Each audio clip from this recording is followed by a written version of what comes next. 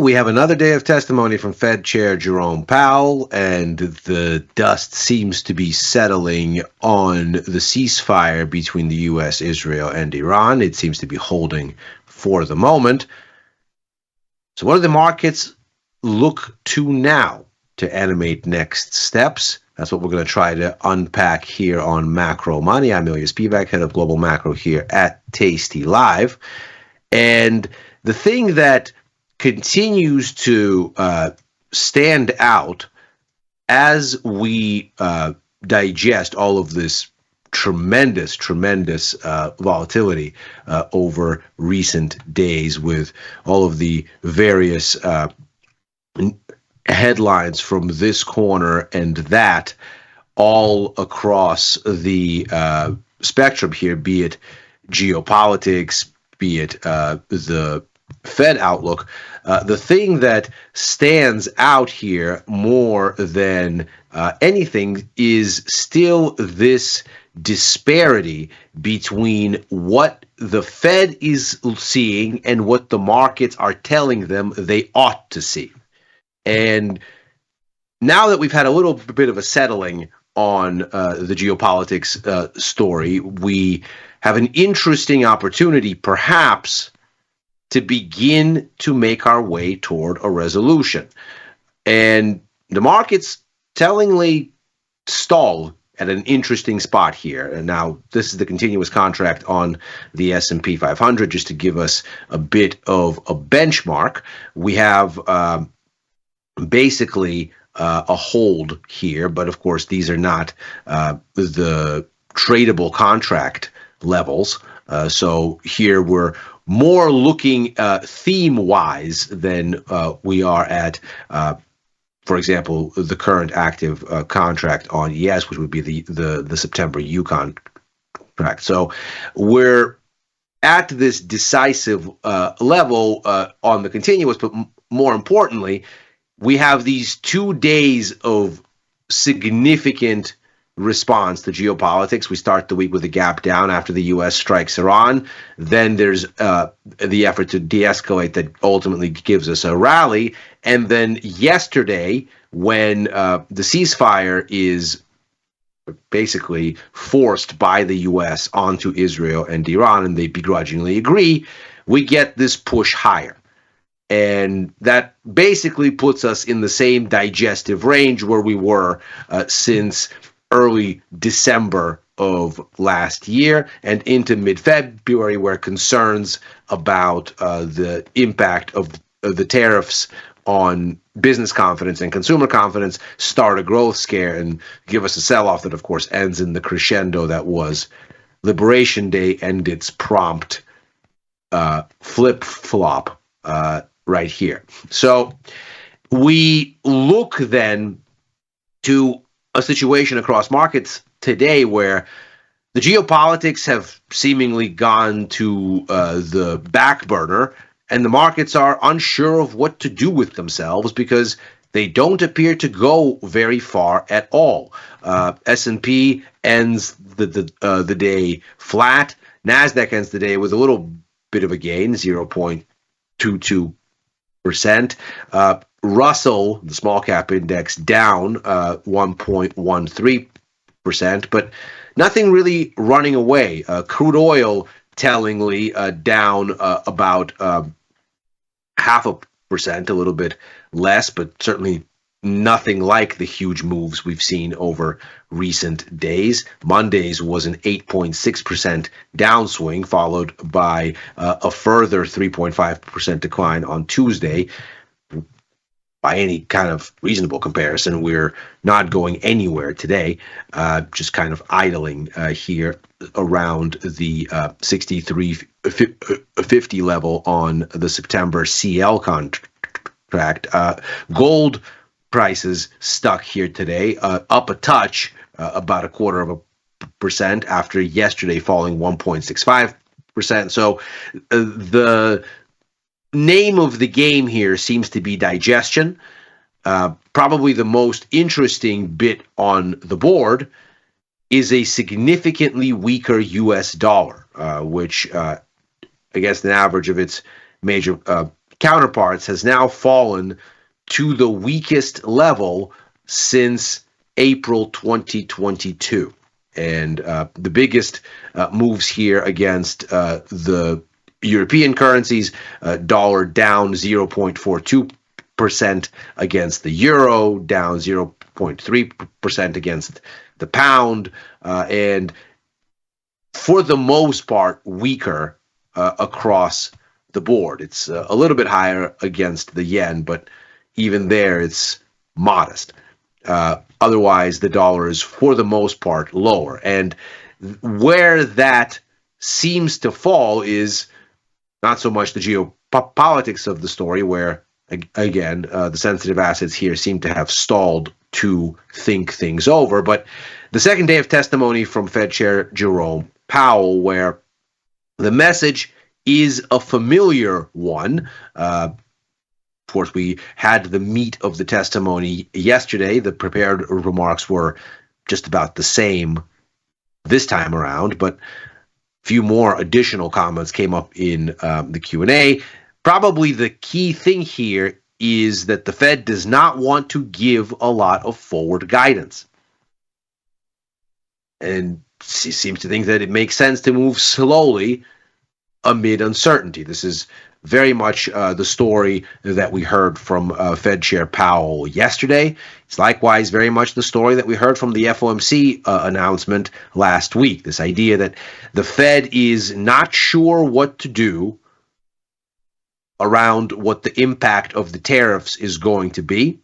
Powell, in fact, said very clearly yesterday that the Fed might have been cutting by now this year, were the tariffs not to have created a lot of uncertainty on the path for inflation and for growth. And of course, we saw this in the adjusting of the Fed's growth and inflation expectations in the summary of economic projections they published last week. We can see here growth revised down, unemployment rate revised higher to match that, the inflation outlook revised higher both for headline and core. And around this uncertainty, the Fed seems to have said that they're going to push out making rate cut decisions further. So we still have 50 basis points, down from 4.4 to 3.9 on the menu for this year. That much remained unchanged. But for next year, we can see we've shed a cut. It's now 3.6 versus 3.4, so that's one less cut, from 2 down to 1. And now we have to wait until 2027 to get to 3.4. So it's not like things pick up thereafter. It's not like there's a hump. The Fed is seeing fewer rate cuts across the outlook. And if we look at how the markets compare, and this is where that dollar weakness comes in, they are squarely moving in the opposite direction. The outlook from the markets has become increasingly more dovish. In fact, it's become more dovish both for this year and for next. For this year, for the most part, we're still in line with the Fed's forecast, a little bit more dovish, maybe only 6 basis points.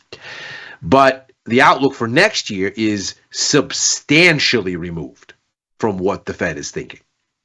So if the Fed is only envisioning 25 basis points right here for next year, the market is saying 60.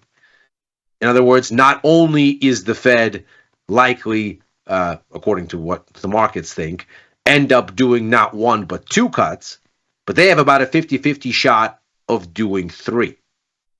And so this is where things get the most interesting. Because while stocks were, as we just said, sort of mixed to idling, a little bit weaker on the small caps, a little bit stronger on tech, giving us an S&P 500 on net that doesn't go anywhere. We obviously have a slowdown in oil. It's cooling to digest. Gold is cooling to digest. The dollar was on the move today. And so, to some extent, were bonds. The 10-year note here closing at the highest level that we've seen since the beginning of May. So yields are coming in, and that seems to echo what's going on here, which is the market is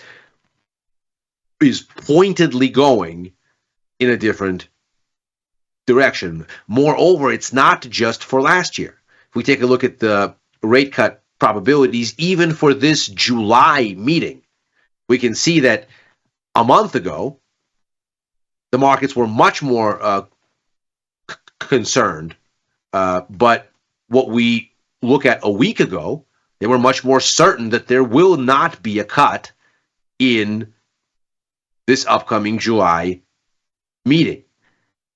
But what we can see is that the probabilities are starting to shift here to where now the market actually sees the chance that there is a rate cut at this July meeting at about 25%. Now, of course, that's still 75% in favor of standstill, but we can clearly see that now the chance that you get a cut versus standstill is higher. That is, a chance of a hold is lower than it was yesterday or a week ago. And so, even in the immediate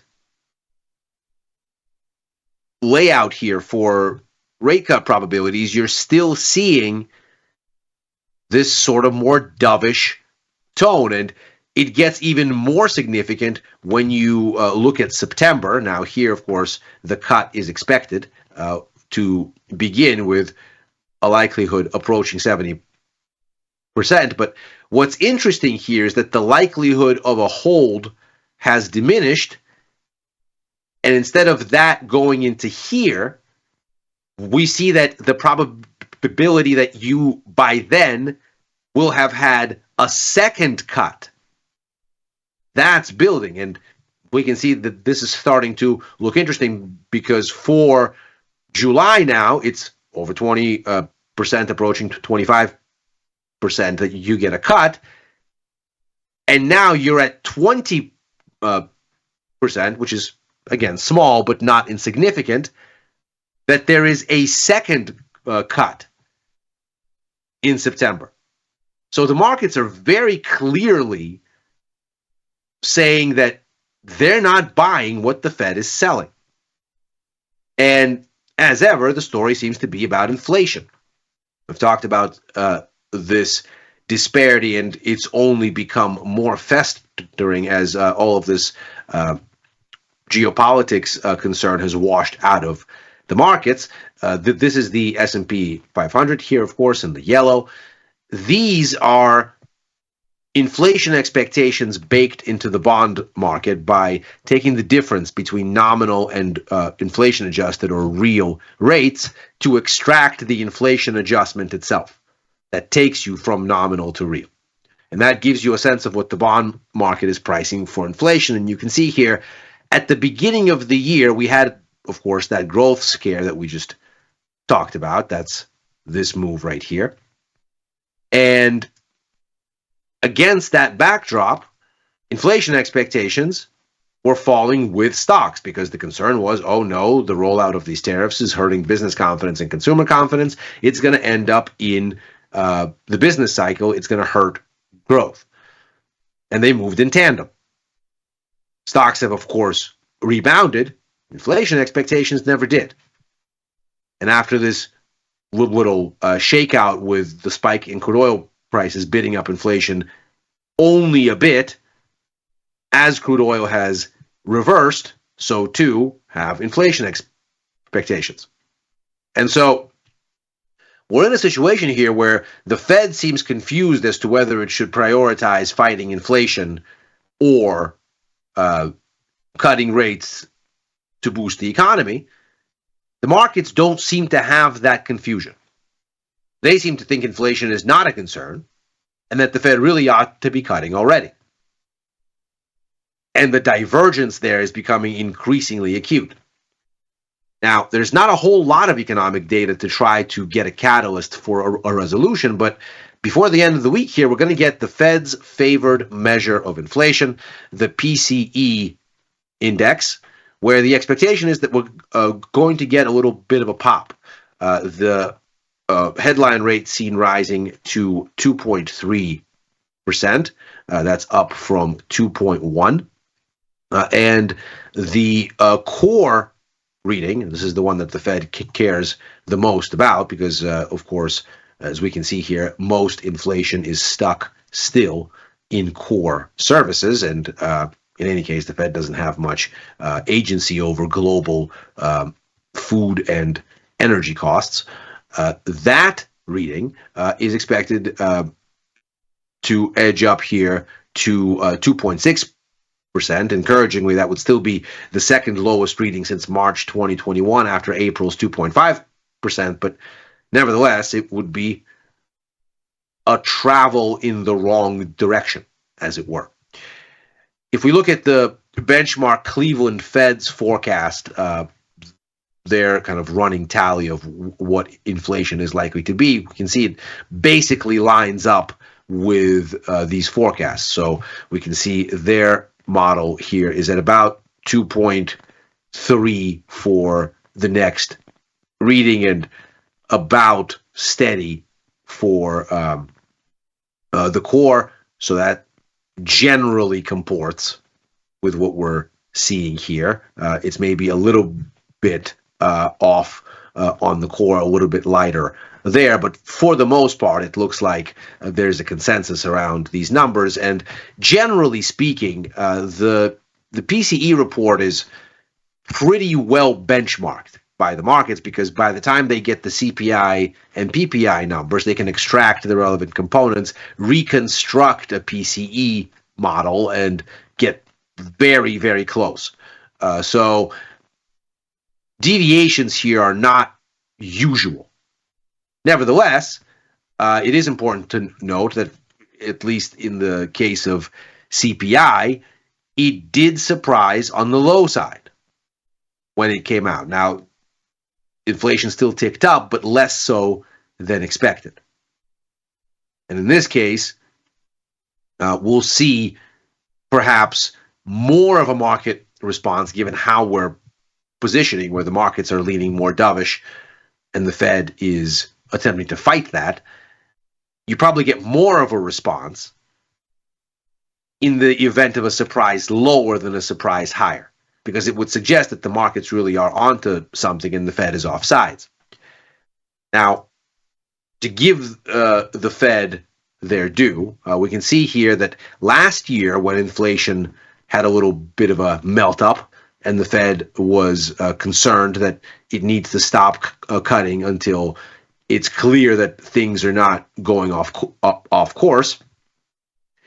After we saw that melt up peaking, this is March, it took us all the way here to September to actually get the Fed to cut rates. Now, we've only had 3 months off the peak here. Maybe we'll get a fourth. These up here are the 3-month and 6-month annualized changes to give us a little bit of a sense for how the Fed looks at inflation dynamics beyond just year-on-year and month-on-month readings. And so if we are anywhere in this cycle like we were in this one, then we are somewhere here. And that, of course, gives us another, 1, 2, 3, 4 months for the Fed to mull things over. And indeed, July, despite the recent shifting in the odds here, we can see the Fed is still mostly expected to hold rates unchanged. There's no meeting in August. And so by the time we get to September, we've already exhausted at least 3 more months in this sequence. So perhaps we're just following a familiar script.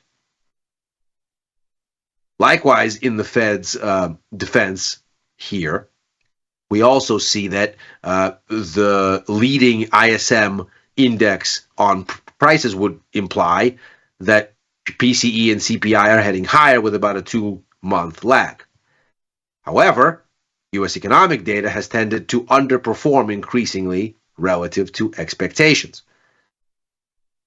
And that's, of course, a contrast with the rest of the global economy. So there is this sense that the markets are not seeing a mirage here, and that in fact inflation is being pressured lower by a weakening economy, which, if we consider how much the U.S. economy contributes to the overall pie, the majority, and that it is at this point the only engine of global growth that isn't stuck in stall mode, which is where both the Eurozone and China appear to be, hugging this 50 line, which is neither growth nor contraction on composite PMIs, whereas the US at well over 50 is clearly in growth mode, gives us a story where this is the only part of the pie that's growing, and also the only part of the pie that's meaningfully weakening. So the markets might be onto something here. So if the PCE numbers actually come out lower than expected, then perhaps the Fed is going to look increasingly wrong. And if that's the case, well, then we might get still more US dollar weakening, still more dovish repositioning, still higher on the bonds, and then whether stocks can finally focus away from geopolitics and on the business cycle and consider that the bond market is screaming at them that something appears to be misfiring, that remains to be seen. And with that, we have macro money for today. As ever, we are here Monday through Thursday, right after overtime, a show I co-host with Dylan Radigan and Chris Vecchio, looking at the Wall Street close and where things may go therefrom. I'll be back with Chris for Futures Power Hour on Friday. This show returns tomorrow. If you're watching on YouTube, like and subscribe. In the meantime, happy trading.